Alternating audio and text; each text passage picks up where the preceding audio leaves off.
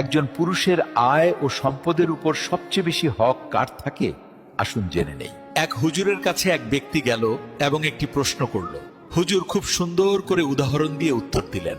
হুজুর বললেন, যদি একটা পুরুষের কাছে তার পরিবারের কাউকে খাওয়ানোর মতো মাত্র এক বেলার খাবার থাকে, আর সেই সময় তার ঘরে তার মাও ক্ষুধার্ত, তার বাবাও ক্ষুধার্ত, তার বোনও ক্ষুধার্ত, তার ভাইও ক্ষুধার্ত, তার মেয়েও ক্ষুধার্ত, তার ছেলে ক্ষুধার্ত এবং তার স্ত্রীও ক্ষুধার্ত, তখন ওই এক বেলার খাবারটা শুধুমাত্র তার স্ত্রীকে দেওয়া তার জন্য ওয়াজিব হবে, কারণ ওই খাবারের ওপর বাকি সবার চেয়ে স্ত্রীর হক বেশি।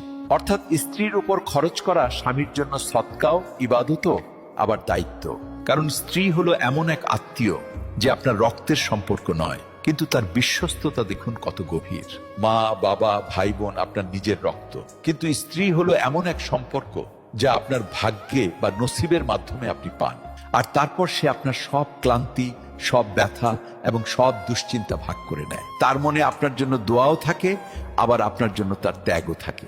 আর আল্লাহ এই সম্পর্ক নিয়ে বলেছেন, নারীরা তোমাদের জন্য পোশাক স্বরূপ আর তোমরা তাদের জন্য পোশাক স্বরূপ। অর্থাৎ স্বামী ও স্ত্রী একে অপরের সাহারা, ইজ্জত এবং পর্দা।